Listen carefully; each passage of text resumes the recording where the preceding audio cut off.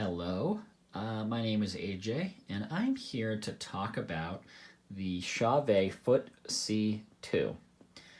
And I'm going to be talking about how to set this up with a Chauvet 4bar. I've got a 4bar flex and a 4bar. So how to program these so that they work together and play nice. I'm a guitar player and a bass player, and I play in bands. And I have always wanted to have a way to control kind of a more custom or more advanced light show, but particularly on the custom, front.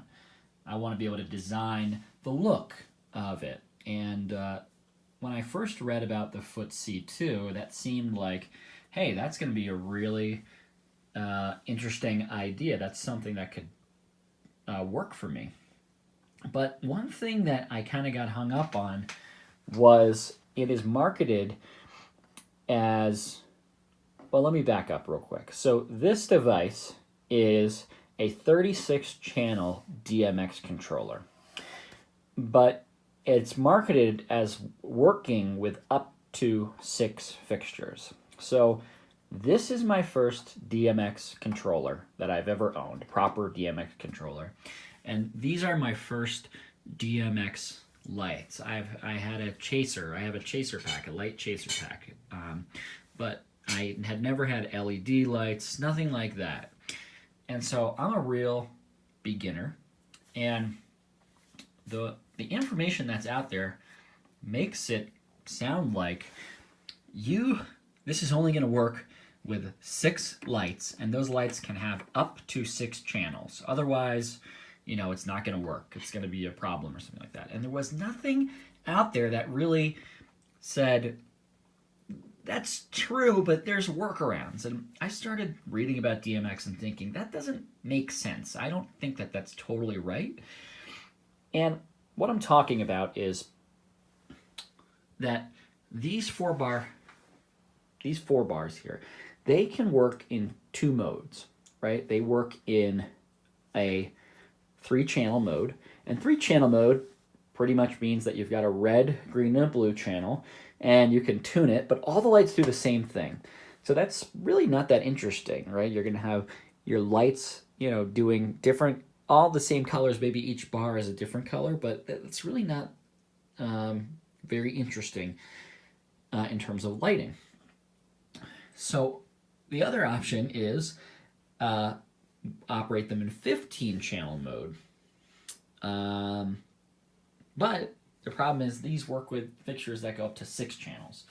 So for somebody that had never owned a DMX device, that was intimidating, and nobody even addresses this as far as I can find in any videos. What do I do if my controller or fixture only supports 6 channels, but my device has more than 6 channels? Whether it's an Obey controller or something like that, nobody talks about it. So I went out on a limb and I said, I'm just going to buy this stuff because I feel pretty confident this can work. And I had also read reviews. People say, oh, I have the 4-bar and the Chauvet Foot-C, and they don't work together, and it's too hard to do, and all that stuff. I'm here to tell you, they do work. It's not hard. You just need to think it through a little bit and have a basic understanding of DMX. So let's get into it. We've got the Foot-C. All right, Foot-C allows you to program different scenes, save them, and toggle between them. So I've saved scenes already in this. I've done a bunch. I've had this thing for less than 24 hours. It's incredibly easy to link it up to these things. You just need a little patience. Where did I start? First thing I did was I went on to the Chauvet website because I bought these secondhand, and I printed out the channel assignments. So what is this? All right. So what this is telling me is that channel 1, 2, 3 control the automatic mode of the 4-bar, the dimmer, the strobe, and then 4, 5, and 6 control pod 1. That's that first light over there.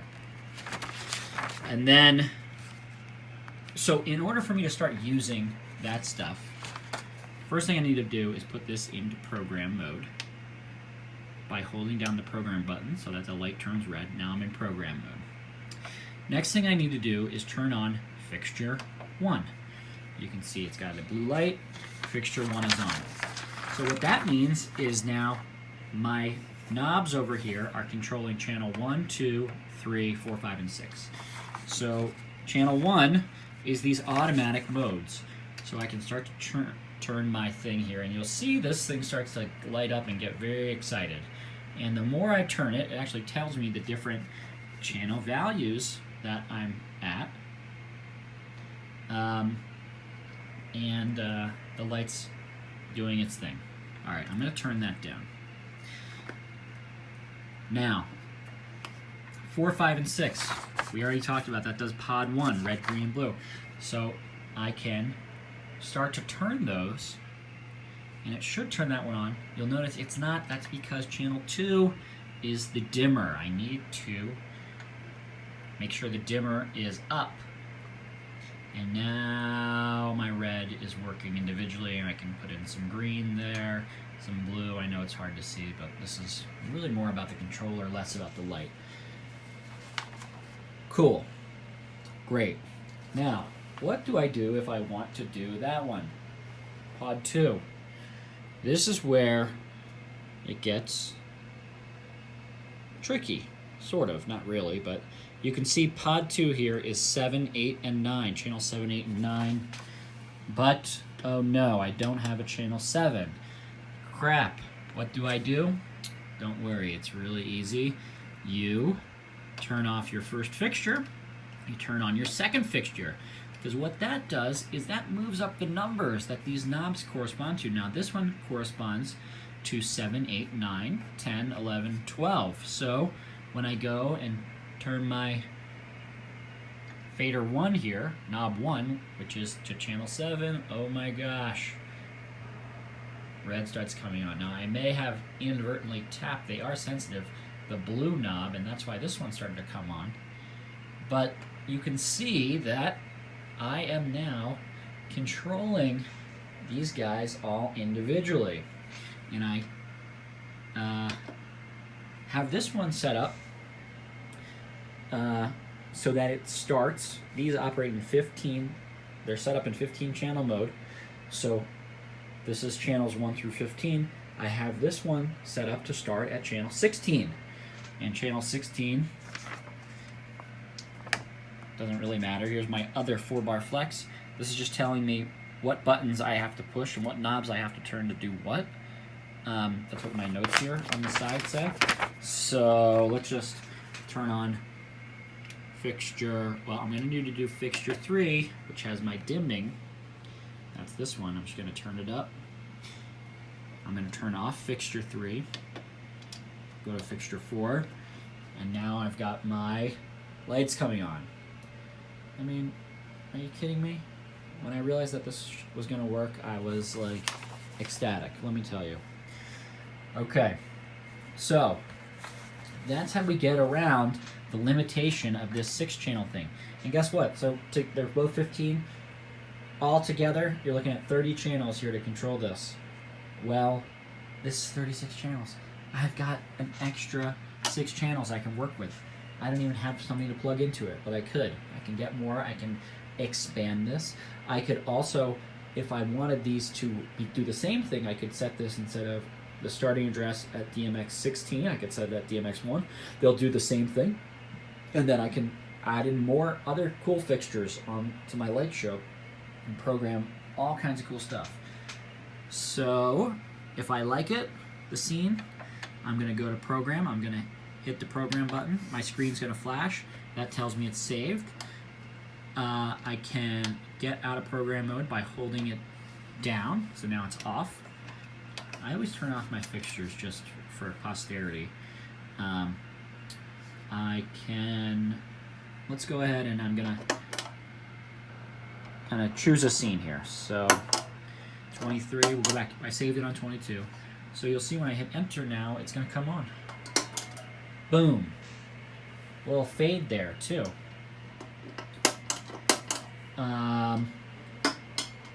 So there you go. I just choose the new scene. You can switch between them. You get real nice looks. So you just have to take some time, program it all in there, and you're good to go. Now, one thing I want to point out here is you can program chases on this. I'm going to make another video where we talk about how to program chases on this. It gets a little more complicated. You have to be a little more focused when you're doing it, in my experience. But because the 4-bars have this automatic mode, you can program it to be in one of the automatic functions in a scene, and it effectively is doing a chase for me on this scene. So I've got these set to be stagnant. I've got a little chase over here. I can't control the speed of the chase as far as I know, but I can have it set up, and it just gives me a little bit more options without having to worry about programming a chase quite yet. And you know, there's a lot of possibilities here. Now, one thing I'll say, maybe it'll be different when I start to press with my feet, but there's a lot of pressing here. They're not momentary switches. You have to actually click them hard. So as I'm learning about this, that is just something to point out, but long and the short of it is you can do a lot with this controller. If you are somebody that's been researching it and has lights like this and you're like, I don't think they're going to work together, and I read reviews and I don't understand it, it is gonna work. This thing is awesome. And especially if you're looking for kind of to build a more custom light show, this gives you tons and tons of flexibility.